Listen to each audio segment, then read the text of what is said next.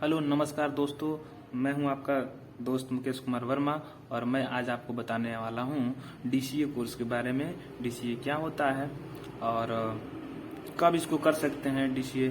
बहुत सारे स्टूडेंट्स का सवाल रहता है कि डीसीए कब करें, तो इसके बारे में आज हम देखेंगे पूरे फुल ट्यूटोरियल्स में। तो चलिए आज का वीडियो स्टार्ट करते हैं। शुरू करते हैं अपने वीडियो। और सबसे पहले हम देखने वाले हैं कि मोस्ट डिमांडिंग डिप्लोमा कोर्स कौन कौन से होते हैं। उसके बाद हम लोग डीसीए के बारे में जानेंगे कि डीसीए क्या होता है।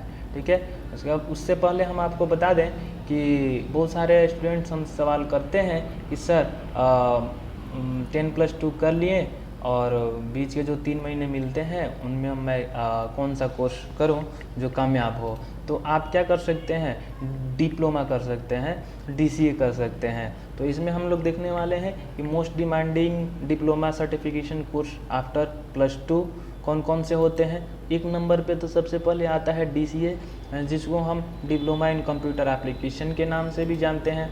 सेकेंड नंबर आता है एडीसीए, जिसको advance diploma in computer application के नाम से जानते हैं। थर्ड नंबर में आता है डीएफए, जिसको हम लोग डिप्लोमा इन फाइनेंशियल अकाउंटिंग के नाम से जानते हैं।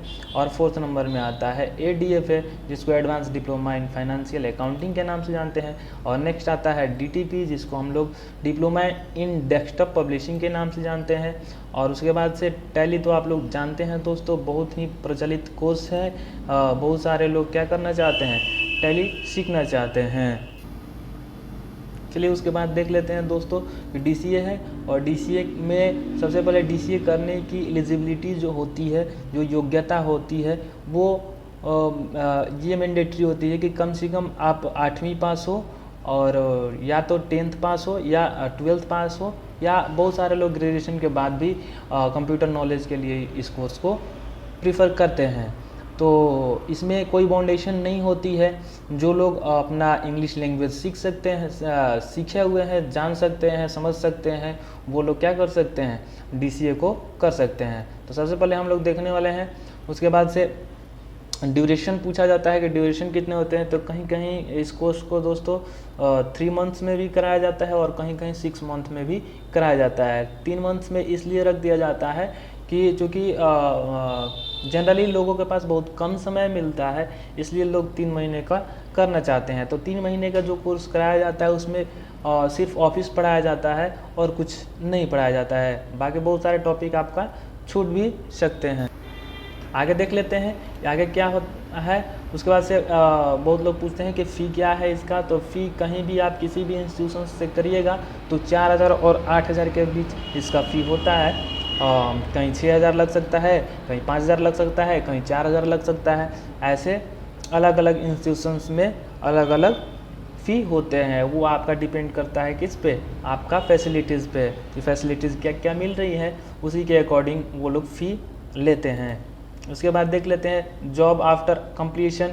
अगर आप डीसीए कंप्लीट कर लेते हैं उसके बाद क्या क्या जॉब होती है उसके बारे में हम लोग देख लेते हैं। तो ये कह रहा है सीधे से कि in any government public private office में आपको क्या मिल सकता है, डीईओ के पोस्ट पे, यानी डीईओ होता है डेटा एंट्री ऑपरेटर, और उसके पोस्ट पे, या स्टोर कीपर के पोस्ट पे, या कंप्यूटर ऑपरेटर के पोस्ट पे आपको क्या मिल सकता है, जॉब मिल सकता है किसी भी गवर्नमेंट और प्राइवेट ऑफिस में। इसके आगे देख लेते हैं क्या है। इसके आगे सैलरी की बात आती है कि जॉब तो मिलेगा आपको, और सैलरी क्या होगी आपकी। तो सैलरी शुरू में स्टार्टिंग में आपको 8000 से स्टार्ट हो सकता है, और जब आप एक्सपीरियंस्ड हो जाएंगे तो आपको 20000 तक इसमें सैलरी पर मंथ मिल सकते हैं। ठीक है, आगे देख लेते हैं क्या है।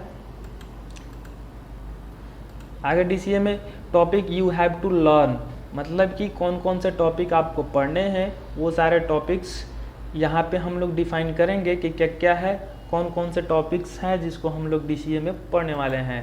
पहला नंबर टॉपिक है फंडामेंटल ऑफ कंप्यूटर। कंप्यूटर के बारे में पूरा फंडामेंटल आपकी नॉलेज को बूस्ट करा दिया जाता है। और जैसे कि कंप्यूटर क्या है, कंप्यूटर कहाँ से आया, कब आया, history of computer, generations of computer, classifications of computers, बाकी और सारे किस थ्योरी पे काम करता है कंप्यूटर, बहुत सारे चीज़ होते हैं जो फंडामेंटल में आपको सिखाया जाता है। उसके बाद से आता है पीसी ऑपरेशंस। पीसी ऑपरेशंस में ये बताया जाता है कि प्रैक्टिकल को हम लोग किस प्रकार से परफॉर्म करें, हम लोग प्रैक्टिकल कैसे करें या कंप्यूटर को कैसे चलाएं, ऑपरेट कैसे करें, कीबोर्ड वगैरह के बारे में, कीबोर्ड कैसे यूज़ करते हैं, माउस कैसे यूज़ करते हैं, ये सारी चीज़ें हम लोग पीसी ऑपरेशंस में बताते हैं।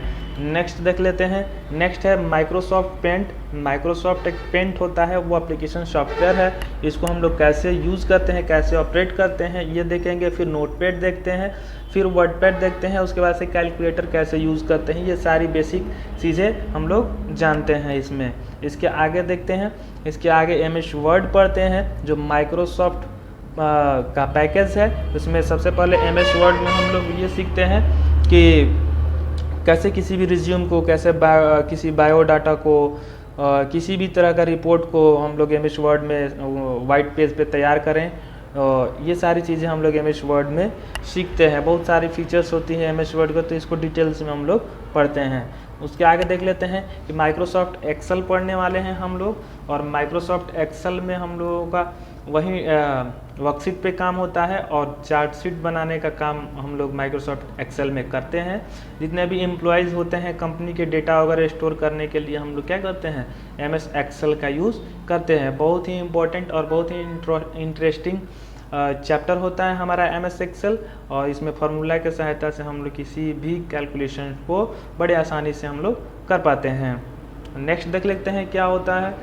नेक्स्ट है माइक्रोसॉफ्ट पावर पॉइंट। दोस्तों, किसी भी प्रेजेंटेशन को तैयार करने के लिए जो आइडिया आपके दिमाग में चल रहा है, किसी कंपनी में जाते हैं तो उसको अपने आइडिया को आप वीडियो के थ्रू या प्रेजेंटेशन के थ्रू दिखाना चाहते हैं तो माइक्रोसॉफ्ट पावर पॉइंट का यूज़ आप कर सकते हैं।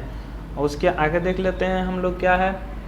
उसके आगे माइक्रोसॉफ्ट MS एक्सेस आ जाता है, माइक्रोसॉफ्ट एक्सेस, और जिसको हम लोग MS एक्सेस भी कहते हैं।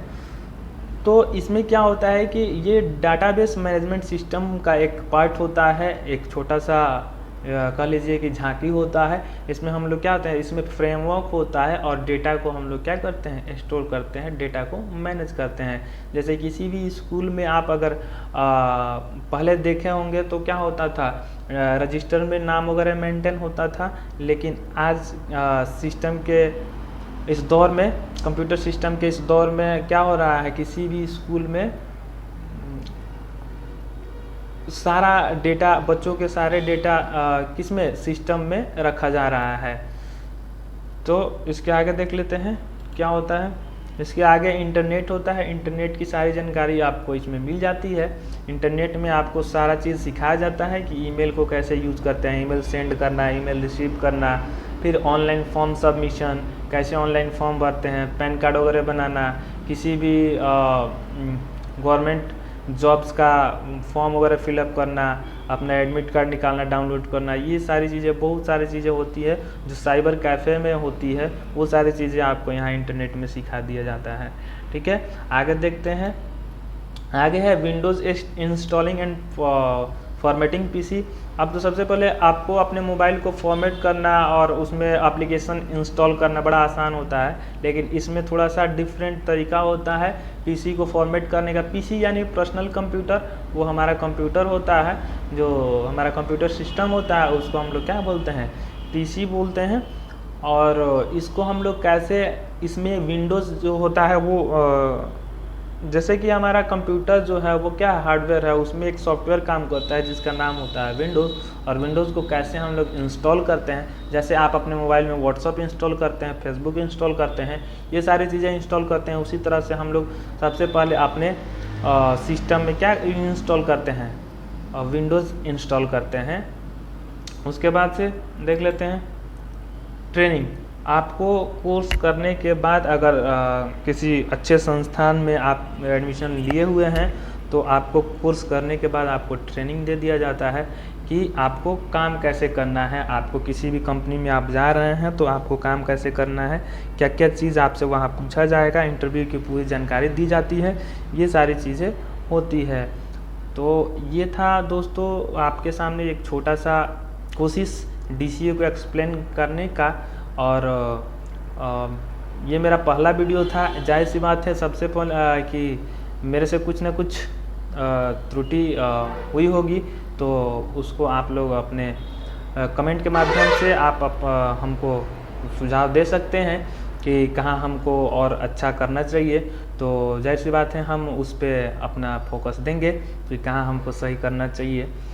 और अगर आपको ये अच्छा से समझ में आया हो तो आप क्या कर सकते हैं, मेरे चैनल को सब्सक्राइब कर सकते हैं। अगर आपको ये वीडियो समझ में नहीं आया तो आप इस वीडियो को एक बार दोबारा ज़रूर देखें। धन्यवाद।